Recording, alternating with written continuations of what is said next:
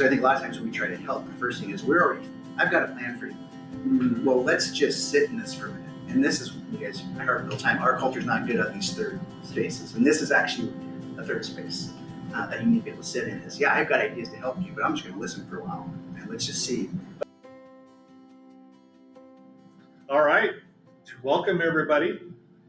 We are back for Friday Conversations. I'm Rob Reuter with IDIC Designs, and I'm going to launch things this Friday. It's first Friday in Spokane. That is generally our arts and entertainment topic for the month. And at the moment, we are a little bit light in a crowd, and just to memorialize this, we are 1 week in after a major fire that swept through our community, and we have a lot of our neighbors and friends and people who have lost their homes and are struggling right now. And I think that makes our topic rather timely, that we all want to help. And the question that we have before us this Friday is, under what circumstances can helping hurt? And is that a good thing or a bad thing? Or how do we as individuals and as a community come together? So that's our topic and where we're going to go. As always, however, we are going to start with introductions of who's around the table. And I will follow tradition and start with my left, my good friend, Dave Ribble. Thanks, Rob. Thanks, everybody. Good to see you. Dave, can I interrupt? Yeah. So I had an idea today. Okay. This is actually the perfect opportunity to do it. I was picturing like new people and like how would we accommodate it, but since we all know each other, what if you pick somebody to introduce, and then that person picks somebody to introduce, and we keep going around until everybody's been introduced. So essentially, you want me to just introduce someone? Yeah, you pick somebody that you're like, oh man, I could give a glowing third-party endorsement for this person. Third-party endorsement. And so the sooner that you get introduced, the more options you have. And if it comes down to the last person, like if I'm last and the only person left to introduce is They'll end up with me. Well, I was going to introduce Rob. I like it. Oh, okay. Rob Reuter is a good friend of mine. He's also is the professor in Gonzaga, and he is a guy who has IDIC design and does technical information for a whole lot of people better than most. He is working with me as well for Standout Mastery, the company that I run, and we are putting together some phenomenal things that will be of service and aid to anybody that signs up with us for our program. So that's Rob Reuter right there, and I'm Dave Ribble, and I'm going to hand this over to Lauren. No. Now Rob gets to Now Rob gets to go from here. Yeah. Thanks very much. So Rob Reuter at IDIC Designs, and I am going to introduce Lauren. And you know what? I am so bad. I'm gonna. Your last name. Baker. Baker. Okay. See, that's the dangers of this experiment. Lauren Baker is a coach and leader in our business community. He works with Kendra Weist and Perfectus. There we go. I had to go. I was in my head. I was going to my email, and he's going to actually tell you a little bit more about how they conduct and help their community. Yeah, thanks, Rob. So Lauren Baker with actually wear a couple different hats, but Perfectus Business Consulting is one of those. We help entrepreneurs figure out time, money, and team. Really kind of three phases. You're kind of getting going. You just want to know how to run a business. You've been around for 2 to 3 years. You're doing well. You've added that second landscaping crew. Revenue's gone up, but profit's gone down. We got to get into the guts of the business and see where cash is leaking. And then the third sort of element is we work with businesses that are looking for value acceleration. It could be leaving the business, passing it on to the family. It could be selling it on the open market. So we help kind of all of those three phases. But I want to shout out my friend Chris Durkin today. So Chris is phenomenal with Wannaware. I hear a lot of talk these days, as we all do, about AI and AI and AI and AI. But here's the truth: as a business consultant, coach, entrepreneur, AI doesn't mean anything like any other label except how you use it as a tool in the business. And so what Chris does that's outstanding is not only understands the technical pieces, but what he crafts on the front end for user experience is fantastic with all the goodies on the back end. And the truth is, for entrepreneurs, we don't always need to understand all the things going under the hood. We just need to make sure it works. Chris is that kind of guy. So Chris, thank you for what you do. Awesome. Wow. Thank you very much. Phenomenal. All right. Who am I introducing? I could cheat. Leonidas, both his parents are here, so I'd totally be taking away just a layup for them. I could introduce Todd. We've done Dave. We've done Lauren. We've done Rob. We haven't done decisions. Rob wants to go again. Rob wants to go again. Well, I will do Todd since we work together. Todd is a serial entrepreneur who has done all sorts of incredible things with his time. He currently is running Lomp.ai, which is a spectacular search engine, if I do say so myself. And Rob's really funny, great guy. So this is Melissa. I'm just going to talk about myself.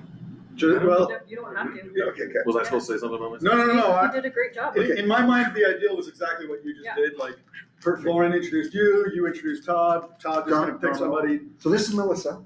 Perfect. Melissa is a metabolic coach. What does that mean?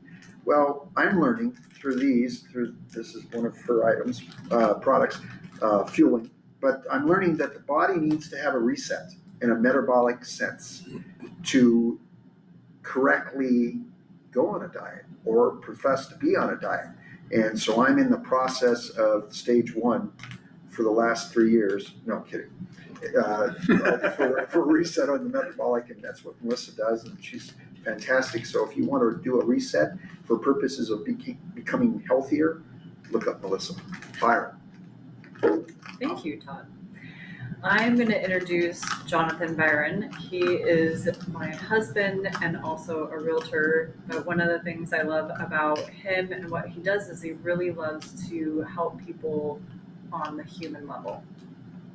And he is really skilled at helping people, whether they want to buy or sell or actually keep their home, and helping people through that process and not forcing them to make the decision that he thinks is best, but really helping them, guide them into the decision that is best for them, and that is up to them as they make that decision.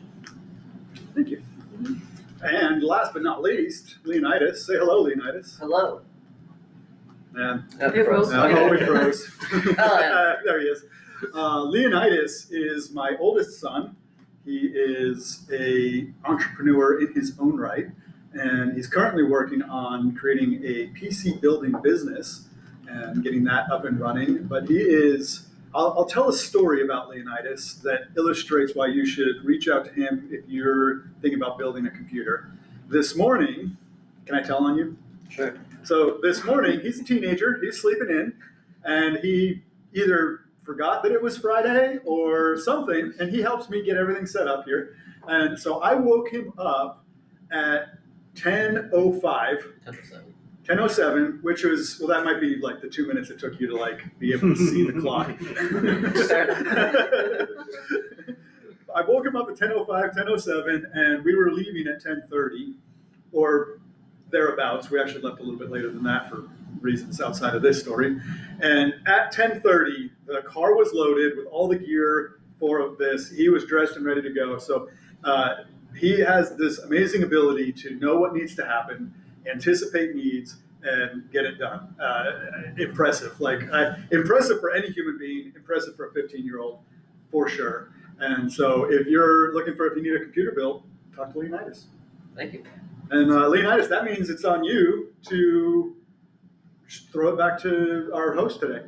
Okay, so this is Friday Conversations. Rob, take it away.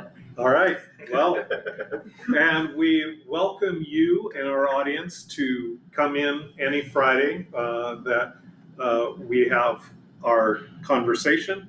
You can find us on fridayconversations.live, and it will tell you every week where to find us. And this week, we're at Hotel Indigo in downtown Spokane, and we always have a shared meal together, and then we sit down and have the Friday conversation to discuss things of importance to all of us. And so, Jonathan, I thought maybe you and I could just talk for a little bit about the inspiration behind this week's topic, because, we know when helping hurts is a little unusual take, right? Yeah. We just went through a significant thing. So how did this conversation get started, and what we can expect? Yeah, great. No, I like the question, and I like the framing of it. So thank you for that. And real quick, we usually also do this. We want to thank Hotel Indigo for hosting us here. We want to thank Idic Designs for providing lunch, and Wanaware for creating the platform that we're hosted on. Absolutely love. One of the main reasons that we formed this whole thing was that collaborative, bringing everybody to the table with what they do well, what they enjoy doing. So thank you, Rob. Thank you, Chris. And thank you, Erica, here at Hotel Indigo, who couldn't be here today. I think she's out of country currently. Fun. Yeah, and probably in a less smoky space than us. So I'm actually wearing my cactus shirt today. I don't know if that comes through on the camera, but this all started last Friday in a text thread with some of us where I posted a picture. There's this little sticker that somebody gave me that is a picture of a cactus. It's kind of an animated cactus, and it says, "Life is hard enough, don't hug a cactus." And I sent that to the group text, and one of the people, Zane, who is our third Friday host, Zane texted me privately and said, "What if the cactus needs a hug?" And that kind of, he and I went back and forth a bit, and then we threw it back into the group thread of, we have people in our lives that can sometimes be cactusy. In fact, the times that we need the hug the most is often when we are prickly. And sometimes that, like, going in for a hug, and we're using that kind of metaphorically, can hurt us. It's like hugging an actual cactus would hurt, but that cactus needs a hug. And so there's like this whole question on that side of things of what happens when, it's like, I can't do that right now. I can't give of myself and hurt myself for you. So I need to set a boundary and just understand that those needs are going to be met elsewhere. So there's a whole thread that started there. And then with the fires and some of this sort of the other ideation of well-intended people going to try to help, whether it's, I'm going to go in and try to rescue somebody out of a burning building, and now the firefighters have to rescue 2 people out of the burning building because I succumbed to smoke intoxication or smoke inhalation. So, and there's just any number of, we've talked about, well-intending organizations going into impoverished situations or other things with financial aid and things that then later it turns out, oh, maybe that wasn't as helpful. Maybe it actually hurt more than it helped. And so there's really kind of 2 sides of this. And I'm very interested, I was going to say intrigued, that's why I pronounced that word. I'm very interested to see where we go with this. And I think for me, what I'm hoping to see happen as we have this conversation is sort of 2 things. One, that we can kind of take some of the pressure out of the conversations that we've been having, kind of bring everything down a notch, let the conversation breathe a little bit, and just kind of like hear from other perspectives on this topic. And then 2, for our audience at home and for each one of us that get to listen to this, really kind of walk away with a slightly enhanced perspective on how can I help. And I think it was Dave that first brought it up, maybe it was Lauren, but one of the main things that comes in is listening. And I really like that as far as like on both sides of it. Before I act, pause to listen, pause to just kind of understand and even seek first to understand and then be understood.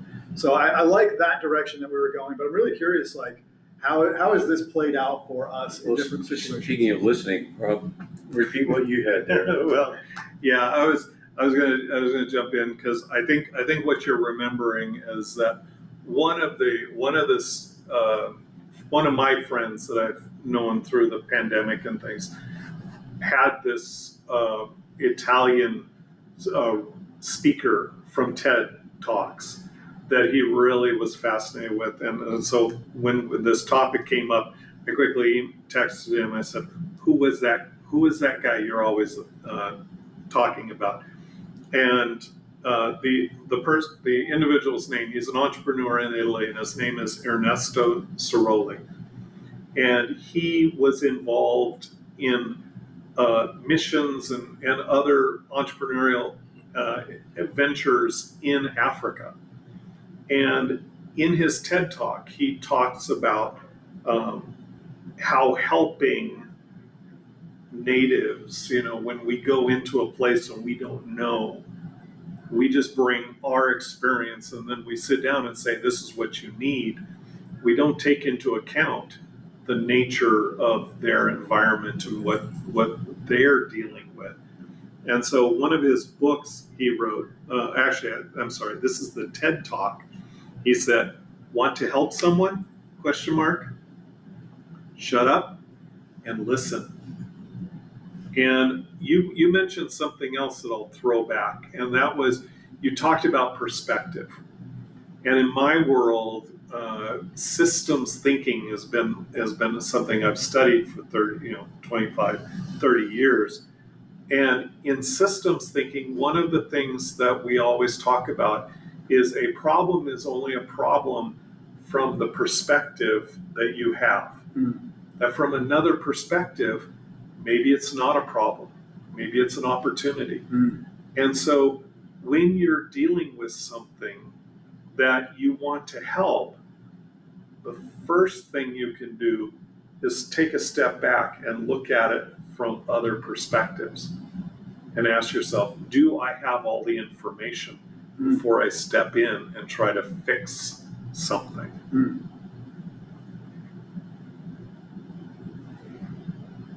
So, what you talk about as far as hurt goes and how we're willing as a human to hug a cactus in need, there's that crossover of pain or vice versa. Does pain come before hurt? Does hurt come before pain? So we live in existence, a culture, community culture, that we do expect to hug a cactus. Not that we look forward to it, but we're prepared and we're okay with that. And it might give us a little bit of pain, but it's a prevention of the hurt. Because it could turn in easily, that prickly could turn into a real festered prickly. But we're there to help, we're there to administer a hug. And hugs are very healthy for everybody, but I look at it as being the pain that I endure now is going to save me the hurt in the future. So, and I know that's a little out there, but that's the way I look. I mean, I tell my children I love you unconditionally, knowing that there's going to be pain to prevent the hurt. So that's my take. I like that. I got to throw out something that's not going to be very fun to talk about. Okay. But I think if we look back on the best example of this kind of thing, the first Holocaust was the Native Indians and the missionaries and everybody else that tried to convert them and change their way of life and do all of the things that we're all very familiar with. That's pretty extreme, but it's a good example in my mind of where a whole lot of things didn't go right. Maybe they could have. I don't know. What do you guys think?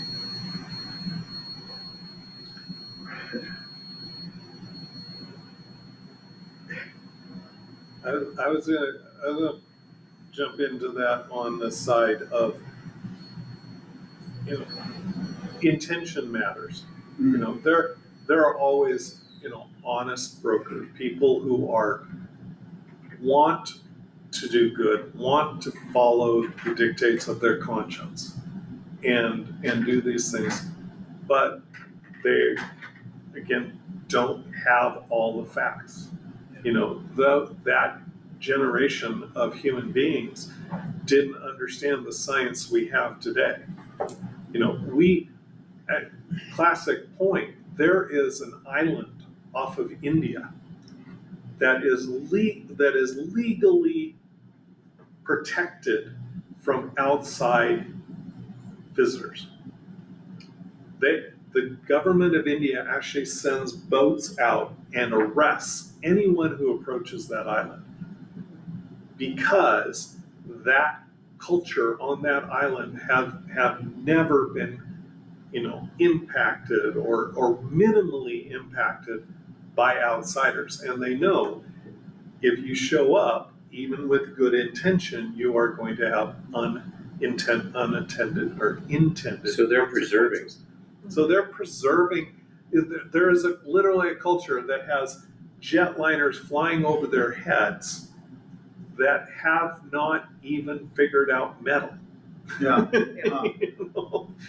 And yet, you know, as a society, you know, they have been recognized as having what's the right term here? Respect to be left alone. You know, if they leave the island, if they want to reach out, that's up to them. But they have no interest in our modern ways, our modern cultures. They know about it, but they are just perfectly happy where they're at. And that's one of those prickly, you know, but it's self-imposed. Going back to what you said, Yes, sir. When you're trying to help somebody, oftentimes you don't know how much you're hurting them. Like, I've found this, like, just thinking back just now, like, I'm gonna have to work on this a lot, but like, trying to help somebody so much, like just talking like, no, you're doing it wrong, when actually they could be doing it right, and they're doing it their own way. Like what you said, like when we went over to the Indians and just like absolutely took over, nobody knew that it was going to turn into the United States of America that's massive now, that's just absolutely not what it was. That's not what they were intending. They didn't want to take over, I don't think. I don't know, I'm not them. But they thought that they were helping. They didn't know how much they were hurting. Another example is the Amish, who just want to, they're almost like an island, where they have their own ways of doing things. And it's worked for them just fine. Yeah. For a long time.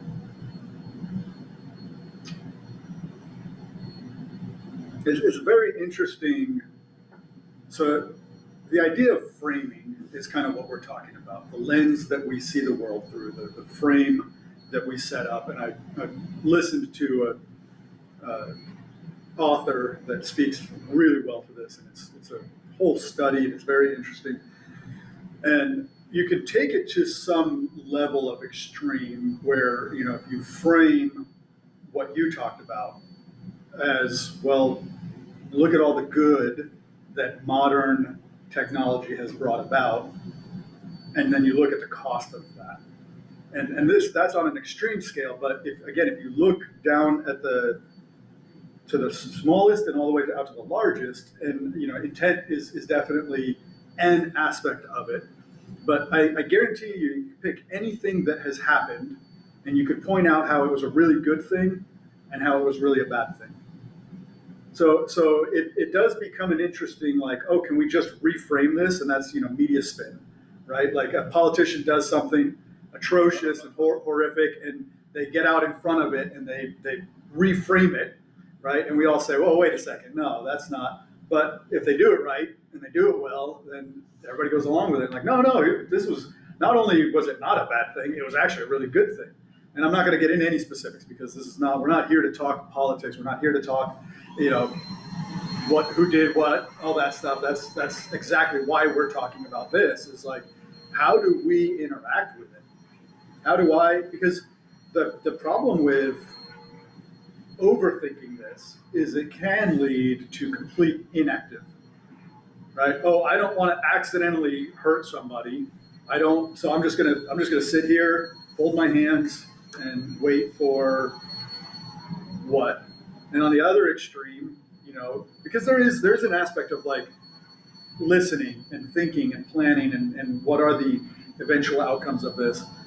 We could sit and strategize for 100 years and never actually do anything, or we could do something immediately, right? Like, oh, there's a fire, I'm going to run in and try to put it out, and both can be damaging. But by the same token, you raise kids, and your child is a toddler and about to walk out into the street, and you know that child's going to start screaming and crying because they are being picked up and moved back into some safe place. There's a little pain there. As a dad, I'm going, I'm sorry, man. But, it beats the alternative of letting you go out into the street and get hurt. Yeah. That's always the human condition is always that way. We can't, we live in a world right now that, as we understand it, is driven by the laws of physics. Things are going to happen. Whether we intervene or not, they're going to happen.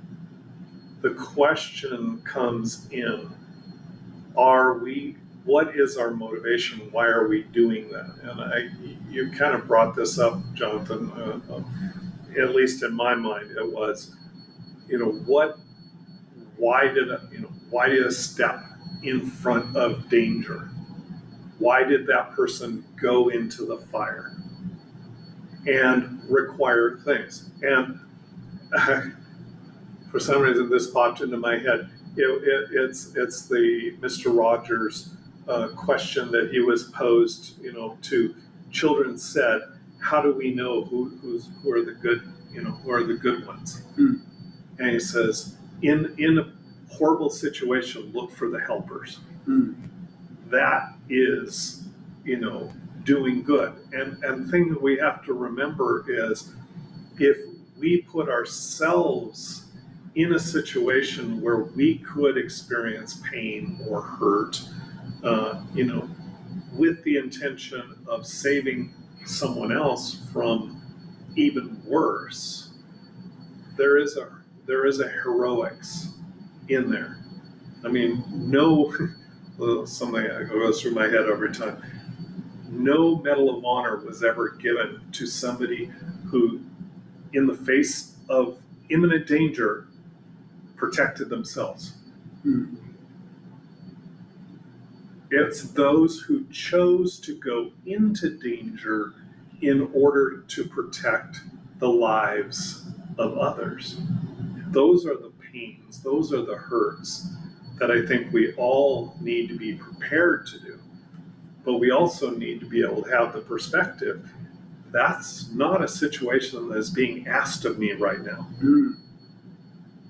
I wasn't being asked to run into the fire that devastated they put up barriers and they said, no one Right. in this area other than people who are authorized to be there.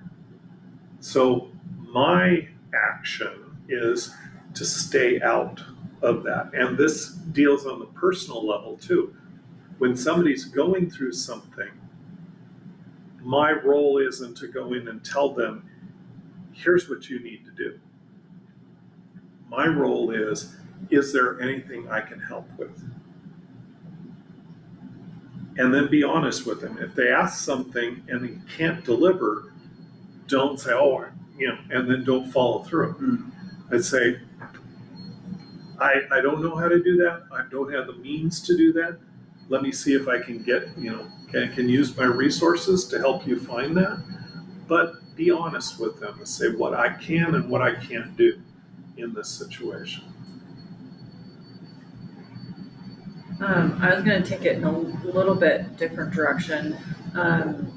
Something that I've been learning about very recently is how helping your elderly parents really hurts you.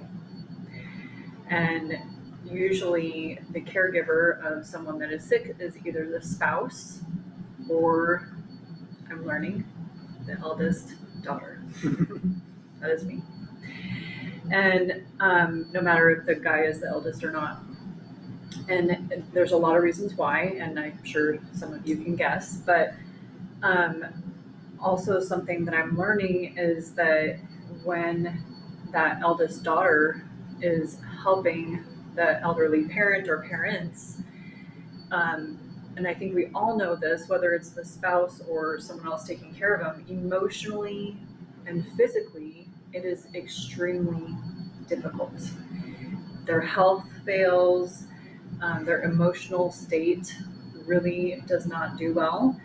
And then if it's the first daughter who is taking care of them financially, it hurts them. And then what happens is that it's a cycle. So usually that eldest daughter is 50s, 60s, taking care of their parents. And then what happens next? I get old. My kids have to take care of me, but I'm not in a good financial status. And so the cycle of hurting really is a cycle. And so, yes, I need to have a conversation with my parents, bottom line, because we've not had that conversation before. And, but just thinking about that and just how when you're trying to help so much and give of your time and your energy, and whether they're in a facility or not, the emotional toll, and I see this all the time, and I'm sure all of you do too as well. I think I might see it a little bit more because I coach a lot of clients that are literally taking care of either their spouse or their parents. But listening to them, the emotional toll is tremendous. The financial and then the physical. And they're not learning how to take care of themselves, their physical body. And I'm listening to them and literally seeing them dwindling with how they're taking care of their body, and it's affecting not just them, but their spouse and their children and their grandchildren. And it is this cycle that is really hard to watch. And how do we stop that cycle from happening? And I really don't have the answer to that. But even in all the Spokane fires, how do we stop the cycle of, we have friends that have literally lost everything. Yes, they're safe, their children are safe, but it's going to be years before they can rebuild. And how do we help them in the meantime with that rebuilding? So the thing that I think because I am a coach, like, how is their mental state?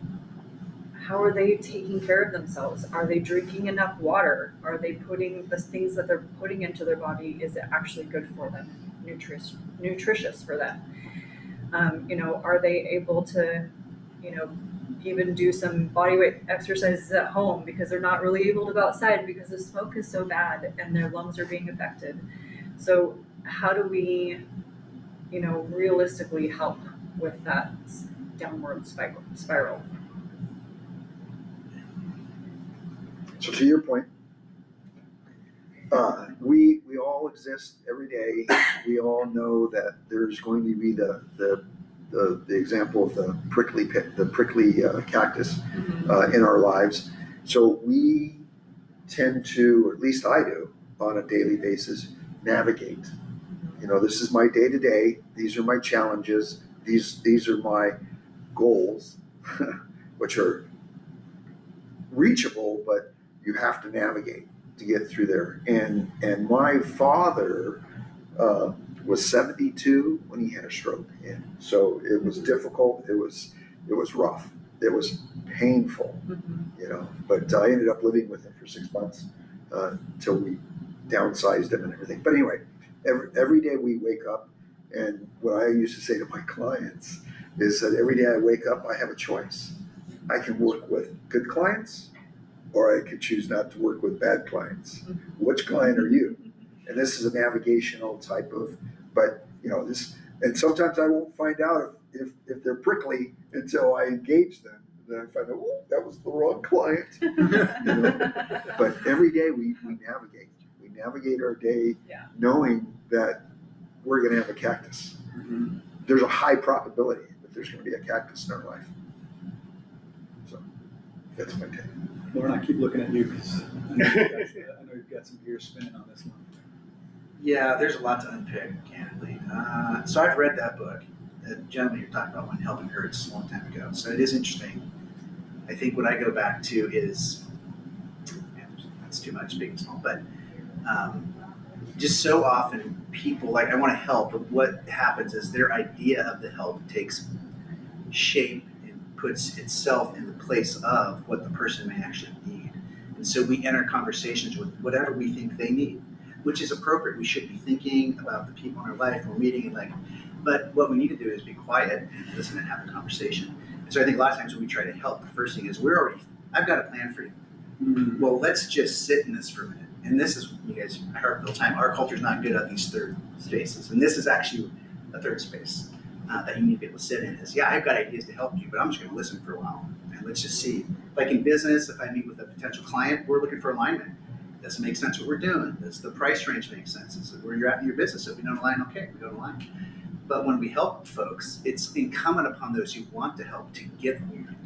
And what I mean is usually the person in the trauma is not in a space to organize anything. I mean, right now we have 30,000 homes or people, I guess, displaced people. Some of them will be able to navigate, most won't. They're just like, where am I at tonight? Where am I to feed my pet, right? So all that to say, when you bring help in, the first thing is just to be present. And so often, especially in our culture, so this is another thing, the bigger thing, we have farmed out these things. So my wife works for the state, and what we've chosen to do culturally, and I have some big opinions, but we're farming out the care of our elders to people who get paid. There's a consequence to that. How we respond to this fire is going to be really interesting. The first week has been amazing to see all the media resources out there and everybody doing all the good things. I'm more concerned with the 2 week to 2 months. When folks are out of that initial trauma, we're out of the ambulance. Now we're at the hospital, we've gone through that, and now we're maybe to PT. And that's actually going to be the really hard part for our culture here in our specific community. So it's less about what I think you need and more about listening and then aligning. Can I ask a question with regard to that? I mean, do people, are they still expected to pay their mortgage? Yeah, I mean, do they, where do they go? And who's taking them in? How do you take 60, how many? well, I think I read there's like 34,000 people displaced or something. Where do they go? It's a crazy number. It's. I mean, I know that for us, we have friends that are staying with family that are closer to town. And then we have some friends that are staying with friends. So as far as that goes. But the regular bills and everything continue, don't Oh, they? yeah. Well, I'm not an insurance agent. However, my insurance that I had covered all that out-of-pocket expense because you're not prepared. You're in trauma, and therefore you don't think about that. You think about moving forward with the family, and you will neglect the financial burden. So there are carriers. I've always done with Country Financial, where everything was covered to make sure that I didn't have that burden because I was focusing on going forward. But to perhaps answer that question that you asked. I think also the community is the important part of that because the community steps in. I mean, I'm sure the county is going to come in and say, for anyone affected by these fires, there's a moratorium. We're not going to be collecting on any of this, and the banks are, whether they want to or not, the banks are going to be coerced into, you can't collect on a piece of property that has no improvements on it. It's a piece of ground now. And then the insurance will kick in eventually and do that. But getting back to something that coming up about looking for help, how do you get help? For me, it is about the community. So Melissa was talking about, how do you deal with this and things. I say that's when you lean on community and you figure out. I'm sitting in a situation where I've been scrolling through every little resource I can find about who's collecting for help. And what I find interesting right now is, first thing I do is I see organizations that want to collect money. That's important, I get it. Others want to collect food and toiletries and, Let's and go, immediate, this is good. immediate replacement. And I'm saying, okay, that's good too. But that's not what I have that I want to give. I am looking for the organizations that are saying, we need small appliances, household items that are going to fill an apartment that's empty, bed frames, things that people are going to need temporarily or long term to replace the things that they lost. And until about 2.5 hours ago, everybody was saying, send us money, send us food, this. Nobody was saying, we need small appliances, we need, this, until I think I found finally the Seventh-day Adventist Communities program is actually going to devote warehouse space to loading up, things that you need to put into a bare house. So Friday conversations, we go to Innovia. What about them? Aren't they? Yeah, they've got a fantastic website. You all should check it out. Innovia Foundation, go to their website. They go to their front page. They've got an entire resource list right off the gate. Another one is City of Spokane has got a great website up there. There's a lot of good stuff. I mean, part of it is, this is the fragmented nature that we're in, is that everybody's doing stuff. Everybody's using AI to bang through and do cool things. But who's connecting the connectors? This is the question. And it's appropriate that we're focused right now on this immediate aftermath, but it's going to be much harder, y'all. Insurance companies are probably going to leave our area. I mean, some stuff is in California. It's not going to be a quick reset. I mean, but the opportunity is that as a community, we can decide what that looks like. And once again, we go to helping people first versus just listen with a posture. And I think our community's done well just listening, I think, trying to be available at the really immediate aftermath. But it's much, much harder when you move from stuff and things to where's my kid going to school? Yeah. I don't have a house. I was a solopreneur. I lost everything. Or a car? How do you get that back? I mean, just candidly, insurance isn't going to cover it all, like I guarantee. Well, you mentioned some of the insurance companies being in California. They took hits there. Right. Well, and there's a lot of things we go there, but there are definitely long-term consequences for us as a community, and I think connecting and figuring out how do we help us, because we're all hurting.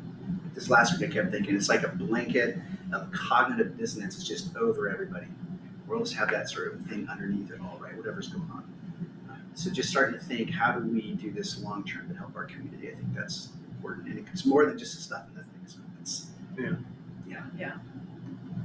people systems. And I think that's one of the things that we've been needing as a society and a community, and we've been talking about, like, that's part of why we're doing this, is like, how do we bring the people together? How do we do all of the things, like, you're doing this, you're doing that, what's the connect? And I think that for those of us that are connectors, that's our thing.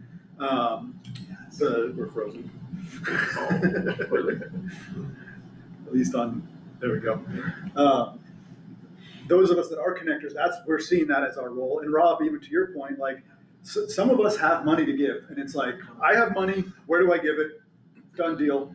Some of us have resources. I've got an RV that somebody could stay in, find a person, and I think I really like the word triage, and I think I've gotten it because LLMs like to use that word to, like, describe a stage of being. So, like, we're in triage right now. It's the just act now. It's the ambulance moment. It's first responder, And that's where we're all in that to some extent or another. And an interesting framing of it is our personal experience. Vista cut our power right when the fires were starting because we were in an area where it potentially could have created a fire in our area. So we suddenly were without power, and we went into triage mode. We got to plug in refrigerators to make sure the food doesn't go bad. We got to figure this out. We got to conserve water because we're on a well, and without power, we can't pump water out of the well. That triage for our family was real, was challenging, it left us feeling like, oh, that was a lot. And there was a little bit of for me, a little bit of a guilty feeling about complaining about, oh, I lost my power for 10 hours or something like that. When other people in my community are literally like, they have no house left. Or they were, and then even to that point, some were evacuated, they still have a house to go back to, they just can't get to it yet. Some, they know for sure that their house is gone, and others, they're sitting there, they have no idea whether they have a house to go back to or not. All 4 of those examples, and those are just 4. Everybody around this table has a slightly different experience than that. That, I was displaced, I wasn't displaced, but I'm very sensitive to smoke. I'm not really sensitive to smoke, I'm fine. I played a soccer game today, I'm totally fine. But my best friend lost their, so we're all in a different version of that triage moment right now. And I think, Lauren, to your point that you've made a few times now that I think is super salient and important, is just that like holding space, listening, understanding first. Melissa and I've talked several times when we go out, I go to Costco, and Costco's my happy place, as anybody that watches this show knows. And I go into Costco, and it's like you can see it visibly on people's faces, and it's like you don't know what their story is, but you can tell that they are affected, and they can look at my face and tell that I'm affected. And here in this room, where the vibe, the mood leading up to this was more subdued. We're a smaller table today because people that would normally be here just for whatever reason couldn't be here. And so, yeah, we're in that immediate thing. But I think really, Lauren, you and I have been talking about this all week. We really are looking for who and what can be created to get the information out, to let people know. And Dave, even to your question of like kind of the nuts and bolts, 211 hasn't been mentioned yet, but Washington State it's called 211, and it's a huge database of all of the resources. And its design is that you can click in and say, I need this, I need help, I need food, I need whatever it is that you need, and you can get it. But even that, it's pretty tricky to navigate. It's not perfect. And then we have people, because of AI, I bet you there's 100 brand new apps that all do one thing. And everybody was like, well, just use mine. And it's like, that's good too. If number 1 helped 10 people, number 2 helped 15 people, and people were helped, great. Can we do better? Can we link it all together and make it more cohesive? Probably, and that's the thing that delights us in trying to solve. But What? Oh, I was just entering in 211. Is that a .com or I actually don't know. Just go look, Washington 211. Yeah. Got 211. But I haven't heard from you yet, Chris. Well, it's interesting that you mentioned all the help. People know that I can kind of crank things out pretty quickly sometimes, and I can't believe how many people reached out looking for, including you, of course, looking for some way to leverage those skills, that ability, that time to help people, and hopefully we can get something going pretty quickly and start to help people. But I think finding ways to utilize your skills to help is definitely a great way to go. Yeah, I've been thinking old school going when I was in AmeriCorps Vista. If y'all know what that is, I'd be amazed. But did that, and we did asset mapping for a neighborhood here. So that's an interesting thing, Chris. Your comment is maybe there's almost like an asset mapping that needs to happen in the sense of as we go down the road, what is available and what not. Thinking about holding that space again. Some people aren't going to want to build here again. So in our head, we're like, hey, let's give it all that. They'd be like, I'm gone. I'm moving to the Midwest. I'm putting up tornadoes and digging the cellar, right? I mean, that's just honest. But that's where we have to we're not giving answers for other people. We're holding that third space, and they're going to determine what that looks like right? So how maybe it's like an asset mapping things. I thought like guys with your skill a ton, like you spin something up, Right. awesome. I know there's a ton of people doing that. How do we like connect all the connectors to get it all connected? Yeah. Which is the this is what happens when you're post or anything. It's great. Man, I like both the two things you just said that I'm like huge. The asset mapping, and that's probably the one that I'll go back to and have everybody kind of weigh in on as we conceptualize it. But not everybody's going to want to rebuild. Brings up a really interesting. I actually got to talk to the guy that's project manager for Avista in their construction department. He's literally the guy that is making the decisions, or at least implementing the decisions of like rebuild here first, move our assets here to build this. And I had been speculating with my barber, so this is at the barber shop. I'm getting my hair cut, and we're speculating away about what Avista's going to do, what's going on with all this stuff. And then the Avista guy, comes in, and so we just got to ask him, like, what's going on, what's the plan? And so it was very insightful and not where this conversation is meant to go. So I'll keep it brief on that front. But he said that this is an opportunity for them to bury some cables that they've been meaning to do. At the same time, they're not able to do that necessarily because some people that are out of power are on the other side of where they would have to trench and do all of that. So they're going to have to patch it with overhead cables just to get the power back on. And once you do that, You're back into the same thing. Yeah. So there's a whole lot about like how do we rebuild? What does that look like? But I'm very curious.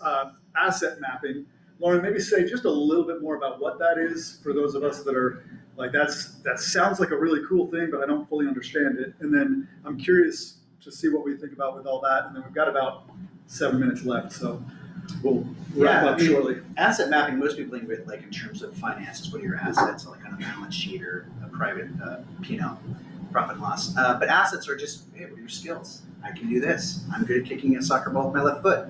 I have woodworking skills and a little bit of a shop in my backyard. And fill in the blank. So when you think about asset mapping, it's not just money. That's all we know because we're Americans. Shame on all of us. But it's actually, what are your skills? What are you good at? Is it connecting? Like you and I, we connect. We're connectors. Like that's actually a skill. Like how can I just get people to talk? Yeah. So that's asset is just what are your specific skills. And in this particular, thinking about asset mapping, I'm like, full candor. Another hat I wear is with a company called BNI, Business Network International. 300 trades-ish, professional services businesses, restoration, mitigation, insurance, moving dirt, plumbing, HVAC. Those are all things we're going to need in spades as a community. But here's the honest thing: how do we talk about that without making it look like we're smart and we want to get money? Right. How does the plumber, who I know has got a heart of gold, that would do it for free, probably good, but no one else knows that? Like, how did we just connect that community, those assets? So for me personally, I'm like, okay, I had 300 businesses, they're all experts in these things. How do I just help us move together to help? Yeah. So build those small blocks on whatever your network is out there, your neighbors. You should be doing the same thing. What are the assets around you? And that gets into another question that I've personally felt, and really the tension of it is really challenging, is the plumber that would do it for free if he could. And there's sort of a just all over the map of you put it out there on Facebook, and I'm a realtor, so I'm in the same boat as you. Like, hey, I can help you value that land so you can tell the insurance company what they, there's so many things that I can help with. But gosh, to jump on Facebook and be like, hey, everybody, if you've been affected by the fire, I'm a realtor that can help. That just feels gross and slimy. And yet I can offer some of it for free. But so You shouldn't have to do that. You should be able to make a living. Correct. Yeah. And that's for the plumber, for the everybody that's going to be involved in it. So I think from a marketing standpoint, a painting contractor needs to just let him know that he's available and let it fall where it's going to fall. Yeah. But don't come out there and go, hey, I'm giving my livelihood away for you. It's not something I would recommend. Well, and this is exactly when helping hurts, right? Because you're a painter. You could say, I'm going to paint all day, every day, and not charge anybody for it because I want to help. And then if Melissa was talking about, in a different context, in financial ruin, and that gets to put the air on in the airplane before, help yourself first and then help other people. So yeah, it's that. I don't think we have time for it, but that's where community has to step in. As you were talking about triage, we need to triage. Who are the people who are truly in dire straits that they they were barely making it prior to this incident. Now they have no resources at all. Yeah. Versus somebody who, yes, they're out of home, but they're going to be made whole. Right. This is kind of one of the subjects that a friend of mine gets into. He was a firefighter, and he got into risk reduction in communities. And one of the stories he tells is how the firefighters can show up and put out a fire, and you still lose the house, right? Because there are add-on effects. They may have put out the fire. In his particular signature case, they were there within 10 minutes. They put out the fire. 4 families were still gone because the owner of the property didn't have sufficient insurance. Wow. Cannot replace it. So now it's boarded up. Yep. Now it becomes a drug den. Eventually the city condemns it and razes it to the ground. Now there's an empty lot. There's no revenue, there's no taxes, there's nothing going on this. So as a community, we have to start having these conversations now when we can make changes, when we're all aware of the pain, and start saying, how do we position ourselves so that the next time there's a what's the community out on the west? They went through this. It's 23. Medical Lake went through this. Yeah. We're now going through it. Our best opportunity as those who, we're not as affected is for us to be able to set up the framework for the next incident and make sure that we're ahead of it. It's good stuff. Well, I just want to throw out one more phrase before we go. You think when helping hurts is this phrase I use a lot when helping folks and encouraging others to think through this is you have to be willing to enter other people's pain. And I think part of the struggle I see that we don't have is we sanitized our world so much in the West that we don't deal with death and hard stuff, and well, somebody's paid to do that, and I'm not going to pick up the garbage because someone's paid to do that, and I'm not going to take care of these people because someone's paid to do that. And when you live like that, sort of collectively over time, you sanitize actually the real human. Yeah. Like my father-in-law lived with me for a year and a half, and he died. Like we knew that was part of the thing. That was awesome. It was the hardest thing I've done, and it was beautiful. And so enter other people's pain. Like there's a part of it you have to suspend the feelings. They're real, they're authentic, don't throw them away, but you got to be able to compartmentalize. So what I call healthy compartmentalization, so that I can enter and sit in this third space with somebody who's in a lot of pain. I think that idea of entering someone's pain is a really powerful way to think about how you help somebody, and it will hurt. When was the last time there was a lot of the fires? Was it Medical Lake where they were dumping all of the red stuff along there? And there was one this year too that before the ones that we have right now. Yeah, and I was talking, and we all know Cece from Cece's painting. She put her crew out there for an entire day just spraying that stuff off houses. No charge. No charge. Yeah. And that's where it can be a both and, right? The painter, Cece is a perfect example. She's not giving away her company to try to help, but she's saying, I can help, I can give, this is what I can give. And I think that where we can take an inventory personally of what can I help, what can I allocate to this? And even doing that in community, in conversation with somebody that, like Lauren, you and I could sit down and be like, hey, I feel like I'm not giving enough. And you could be like, no, dude, you're giving enough. Or, yeah, you're right, you probably could give a little bit more. And just getting that outside perspective, but making those decisions. And then at the end of the day, like, we're not gonna get it perfect. So I guess the couple of notes to go out on would be like, how we started this with like, okay, just take a breath. And even my thought this morning as I was thinking about this conversation is like, know that you are you.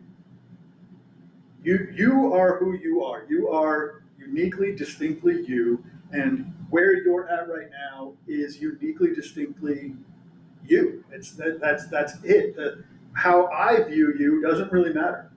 How the rest of the people in this room view you doesn't really matter. You are you, and go from there. And yes, take into consideration other people's perspectives. Adjust your framing where you can. Think about how could I, did I kind of try to help and it ended up hurting? Could I do better? And so on and so forth. But at the end of the day, like, take a breath, do what you can in the moment that we're in. We are in triage, full stop. We as a community are in triage. Do the best that you can, and then, like, when you need to, rest. Sit in a space of recovery and find the people that can offer that for you. As I was working on how do I build a tool for this and all that stuff, every single one of us is and I'm going to put this in air quotes because I want to be careful with the word, but we're a victim of these fires. Maybe less so than others, so we might say, oh, I'm not a victim, because my house didn't burn down. But like, we are all affected by this, and that's why I put it in air quotes, because it's not, especially like mindset stuff, you don't want to take the victim mentality for sure. But we all are in a place of needing help as much as being able to offer help. So Because we're all connected. we're all connected. We're all in this together, as some famous person saying. I think that's our time, and I think that covers it. Thank you to Hotel Indigo, Rob Reuter, Idic Designs, Chris Durkin, OneAware, and everybody that was here. This conversation was great. I really appreciate it. And I did drag this out, so I'm going to